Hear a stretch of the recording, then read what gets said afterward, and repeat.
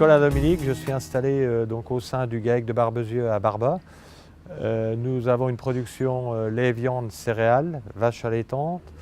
Le GAEC est composé de 5 associés et 2 salariés. Donc je suis président du groupement de défense sanitaire de Meurthe-et-Moselle. Le GDS de Meurthe-et-Moselle est une association d'éleveurs qui est gérée par les éleveurs au sein du conseil d'administration. Aujourd'hui, on rassemble la quasi-totalité des éleveurs bovins de notre département. Les éleveurs ovins sont regroupés avec une section ovine. On a également une section porcine. On a depuis 2 ans donc une section apicole. Et aujourd'hui, tout cet élevage est regroupé dans le conseil d'administration qui est là pour dresser des grandes orientations par rapport à des maladies et faire évoluer le sanitaire de notre département.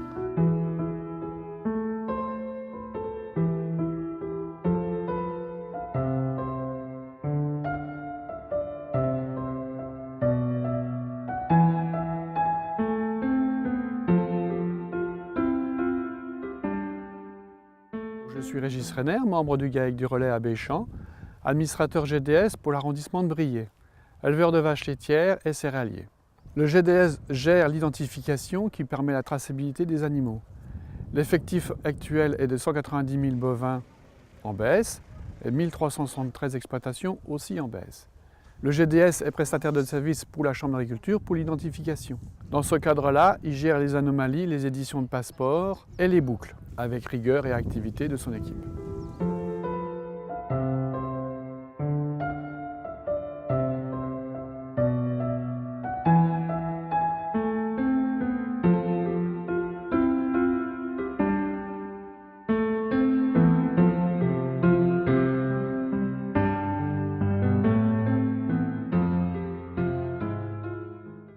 La pose des boucles d'identification nous permet aujourd'hui de faire un prélèvement de cartilage pour faire une analyse BVD. L'éradication de la BVD concerne tout le Grand Est de la France, sachant que nos voisins belges, luxembourgeois, allemands et suisses sont déjà engagés, voire très engagés. L'objectif du GDS, c'est une éradication rapide de la maladie. Avec la facilité de la pose de la boucle et du prélèvement de cartilage, cela permet à tous les élevages de s'engager.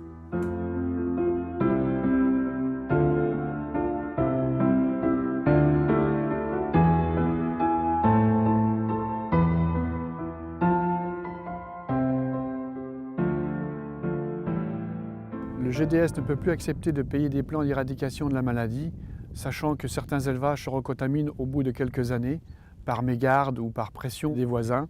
Donc l'objectif est bien d'éradiquer la maladie partout en Lorraine. Le financement de l'éradication de la maladie se fait par le biais de l'éleveur, mais aussi par le biais du GDS, qui prend en charge toutes les analyses au niveau du laboratoire. C'est pourquoi le GDS ne prendra plus les plans d'assainissement ni les caisses-coups durs en charge.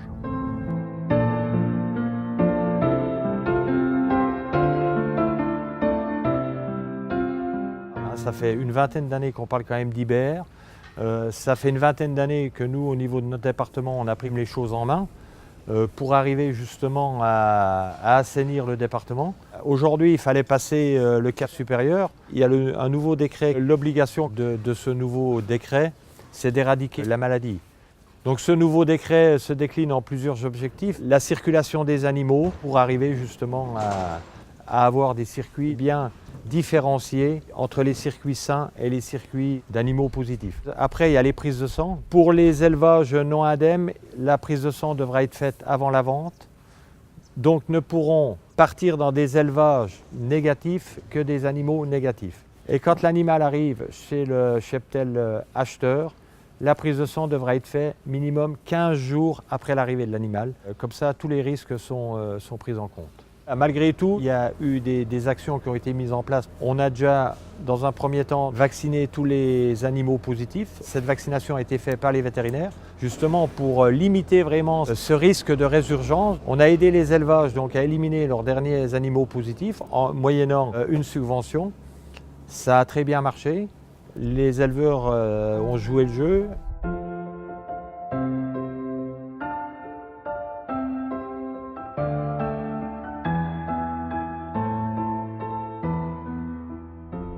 Par rapport aux ateliers dérogataires, les animaux ne sortent pas. Malgré tout, le virus peut circuler par le vent. Et donc on a mis en place la vaccination contre l'IBER de tous les animaux qui rentrent dans les ateliers dérogataires.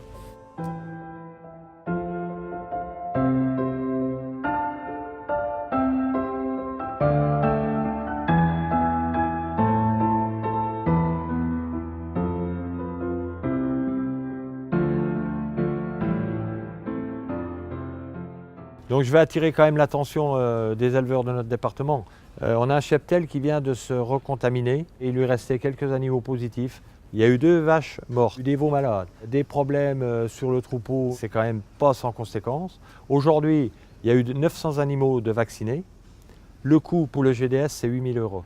Donc là, au niveau de l'IBER, on va dire on est en phase finale. Donc en phase finale, il ne faut pas baisser la garde. C'est une maladie qui est quand même pas anodine. Il faut que notre département arrive à une situation indemne. On aura une diminution des prophylaxies, on aura une diminution des coûts pour les éleveurs. Tout le monde en sera gagnant.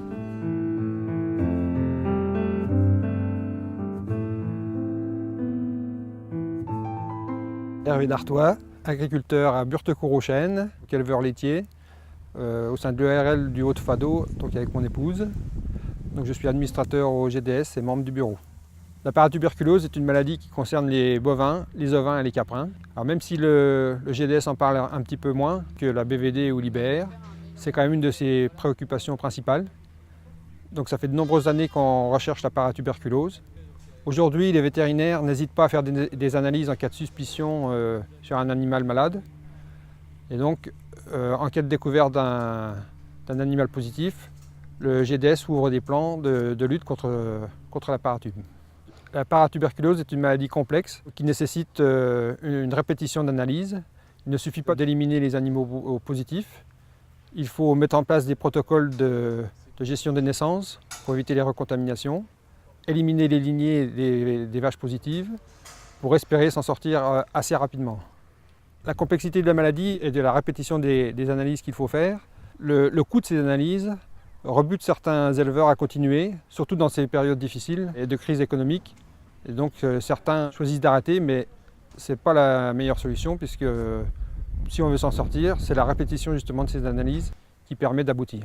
Dans mon cas personnel, nous avons eu un cas positif en 2003, donc on l'a éliminé, on a recherché sur le troupeau l'ensemble des animaux positifs mais qui n'étaient pas malades, qu'on a pu éliminer au fur et à mesure, éliminer les descendances. On a réussi à obtenir la certification indemne, mais malheureusement, au bout d'une année, on a retrouvé encore un animal positif, ce qui a conduit à de nouveau remettre en place un protocole d'élimination. Et on espère, d'ici l'année prochaine, retrouver la certification. Donc, il existe effectivement une garantie nationale en ce qui concerne la paratuberculose. Donc, elle est obtenue après plusieurs séries d'analyses négatives sur l'ensemble du troupeau. Et elle permet de valoriser les ventes en élevage ou de reproducteurs. Donc, au niveau de la Meurthe-et-Moselle, il y a aujourd'hui à peu près 70 éleveurs qui ont obtenu cette garantie.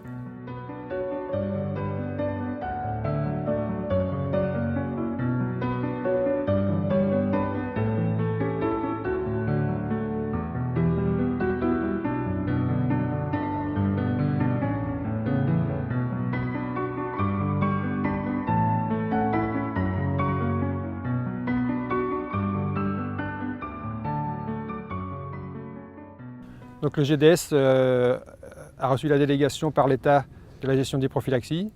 Donc pour ce qui est des maladies brucellose, tuberculose, leucose et la lutte contre le varron. Donc c'est une délégation qui incombe au GDS depuis une dizaine d'années.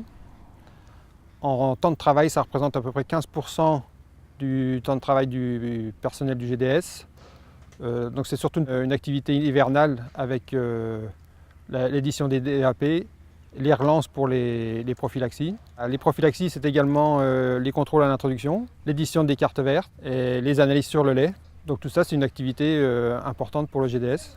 Pour nous éleveurs, c'est important aussi pour pouvoir vendre des animaux, aussi bien des reproducteurs que pour l'exportation. Pour ces maladies réglementées, c'est vrai que ça fait quelques années où on n'a pas de gros pépins, mais la surveillance s'impose parce qu'on a quand même retrouvé cet hiver du varron.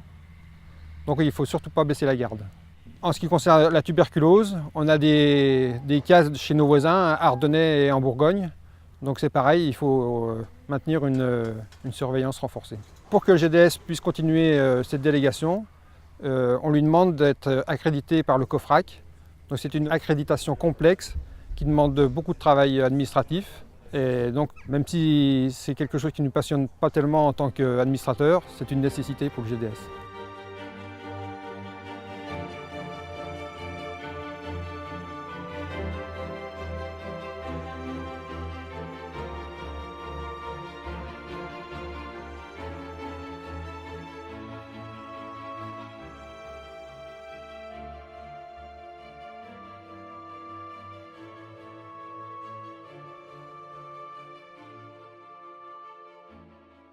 Cyril Plonguet, je suis administrateur au GDS. Je participe à tout ce qui est maladies réglementées et accessoirement à la caisse coup dur. Je suis en exploitation individuelle, AJ, à peu près 60 vaches laitières, 35 vaches allaitantes. Le GDS s'intéresse depuis des années maintenant aux nouvelles maladies, ce qu'on appelle les maladies émergentes. Donc récemment la FCO, la bestmastiose, les stimuli, le Schellenberg, donc toutes ces maladies qui occasionnent des pertes financières, des soucis à l'éleveur touché. Dernièrement, nous avons la bestmastiose qui a été diagnostiquée dans un cas sur le département, qui a été détectée assez rapidement grâce à nos partenaires, en l'occurrence le vétérinaire, qui a permis d'éliminer tous les animaux porteurs et du coup d'éviter la prolifération dans tout le département et les départements voisins. Le GDS intervient financièrement pour détecter toutes ces maladies. Toutes ces recherches, ces sentinelles sont prises en charge par le GDS, ce qui occasionne des gros frais au GDS, mais qui sûrement occasionne des grosses économies pour chaque éleveur. Pour toutes ces nouvelles maladies, nous avons aussi un interlocuteur qui est majeur, c'est notre vétérinaire, qui lui est au courant de tout ça. Donc dès qu'on en a le moindre doute, ne pas hésiter à l'appeler, le faire venir. La lutte contre toutes ces maladies est une lutte collective. Si chacun y met un peu du sien, on se retrouve avec tout le monde. Chacun d'entre nous est un maillon. Et l'avantage, c'est que petit maillon plus petit maillon forme grande chaîne et on pourra lutter contre la recrudescence et l'émergence de ces nouvelles maladies. Pour tenir informés tous nos éleveurs sur ces nouvelles maladies, le GDS a beaucoup de supports, notamment le paysan lorrain et l'Internet. Au jour d'aujourd'hui, tout est communiqué par Internet. Il suffit de vous mettre sur votre ordinateur, d'allumer la page GDS 54. Dessus, vous avez toutes les informations concernant les nouvelles maladies, les maladies réglementées. Nous avons les réunions de secteur qui préparent les assemblées, diverses réunions qui ont permis la mise en place des boucles BVD pour expliquer leurs pauses. N'hésitez pas à venir et à participer pour poser vos questions.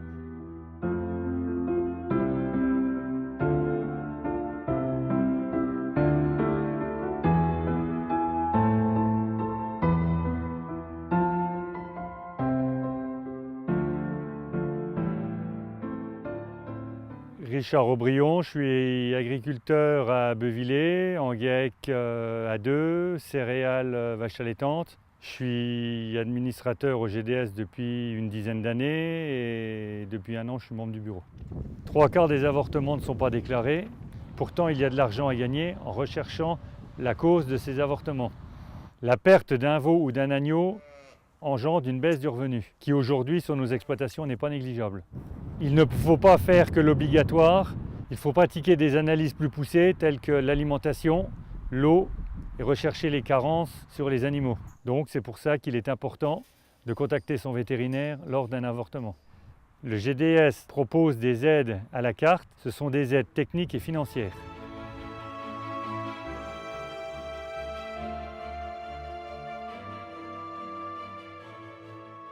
Le GDS a ouvert une panoplie de formations pour vous accompagner sur tous les niveaux, sur le parage, la reproduction, les veaux, l'élevage en allaitant. On a incorporé dernièrement des formations ovines et à l'heure actuelle participent bon nombre d'éleveurs. Ces formations sont d'utilité publique, chacun devrait pouvoir y avoir accès. Lors des dernières réunions du conseil d'administration, on s'est posé la question pourquoi ne pas aller plus loin dans les objectifs. Pour avoir un troupeau en bonne santé, le point de départ, c'est bien souvent l'alimentation, l'entretien, les bâtiments. Donc alors a été mise en place une formation fourrage par exemple pour vous aider à gérer vos prairies, la qualité de vos fourrages, les périodes de récolte, l'optimisation des espèces. Tout ça a pour but d'améliorer et voire de faire du préventif pour éviter tout ce qui est maladie.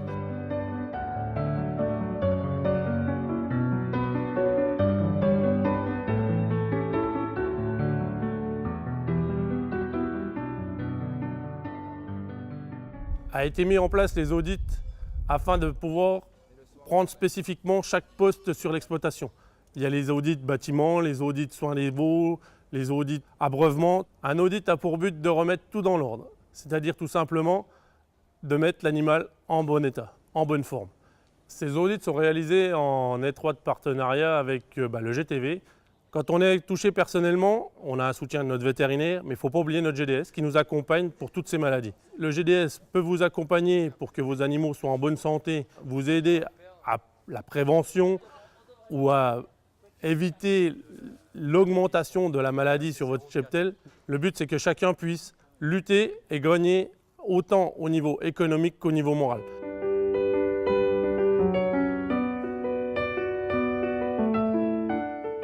L'eau d'abreuvement est la base de l'alimentation des bovins, des ovins et des porcs. C'est pour cette raison que le GDS mène depuis quelques années une action en pratiquant des analyses et en amenant un conseil sur l'aménagement des bâtiments, c'est-à-dire bien respecter le nombre d'abreuvoirs par animal ainsi que la quantité d'eau disponible pour ces animaux. Une vache en sous-abreuvement produit moins de lait. C'est le ressenti de certains éleveurs qui, en rajoutant des abreuvoirs ou en faisant changer le débit de leurs abreuvoirs, ont vu qu'ils arrivaient à gagner en production laitière. Une analyse d'eau est intéressante dès lors qu'on commence à avoir des problèmes sur les vaches, mais en particulier sur les veaux. Sur notre exploitation, depuis plusieurs années, nous avons des problèmes de diarrhée sur les veaux. Après plusieurs recherches, nous allons nous diriger vers l'eau. Sur la campagne dernière, le GDS a pratiqué 125 suivis. Cela représente 10% des cheptels de Meurthe-et-Moselle. Je pense que l'on pourrait augmenter ce taux vu le bénéfice qu'il y aura à gagner en pratiquant une simple analyse sur l'eau de son exploitation.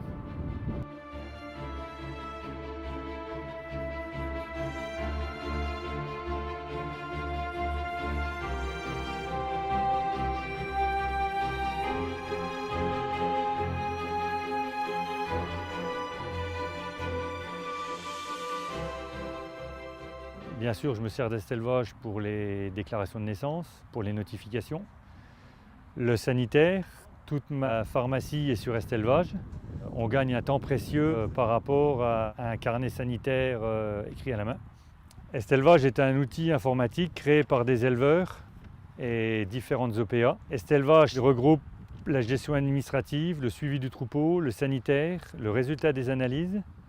On a un lien avec d'autres organismes tels qu'Alibev ou Atemax. Un des gros avantages d'Estelvage, c'est qu'on peut s'en servir autant en connecté qu'en déconnecté. Et on est en phase avec la réglementation.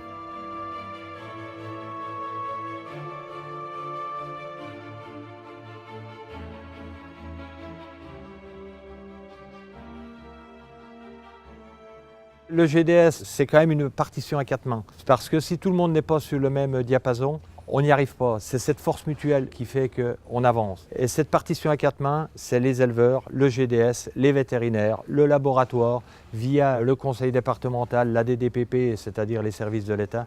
Et je pense que s'il y a une symbiose entre tous ces organismes, on arrivera à avoir une amélioration sanitaire de notre cheptel. Et quand il y a amélioration sanitaire, il y a également un mieux vivre pour l'éleveur. Donc aujourd'hui, sur notre département, toutes les actions de notre structure ont fait que la qualité ou le patrimoine sanitaire de notre élevage meurthe-et-mosellan est correct. Mais il faut le maintenir. Il ne faut pas avoir peur d'aller de l'avant parce que ce sera toujours pour les éleveurs un résultat économique qui sera en corrélation avec l'état sanitaire de nos cheptels. Le GDS est au service de tous les éleveurs. Réunis dans un mouvement collectif Pour la santé des troupeaux, leur traçabilité et ainsi permettre une meilleure valorisation économique de nos élevages.